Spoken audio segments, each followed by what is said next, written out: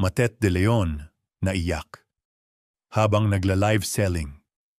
Hindi madali ang buhay ngayon, kahit mga artista tulad ni Matet De Leon ay nagsusumikap para maitaguyod ang pamilya.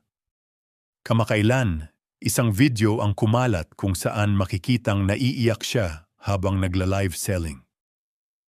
Habang nagbebenta ng mga canned goods, pancake mix, at iba pang grocery items, hindi niya napigilang maiyak sa gitna ng kanyang livestream. May ilan kasi na pinuna ang ginagawa niya, kesyo nakakahiya, nagpapakaawa, at kung ano-ano pa. Pero tanong ng marami, anong masama sa marangal na trabaho? Ang masaklap, madalas yung walang ambag, sila pa ang unang humusga.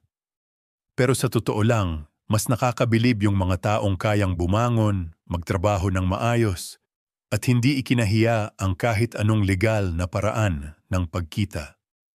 Saludo kami sa'yo, Matet. You're setting an example na hindi kailangang ikahiya ang pagiging madiskarte at masipag. Marami ang natamaan kasi totoo. Kung may kilala kayong nagsa-side hustle, nagla-live selling, o nag-o-online business, suportahan natin sila.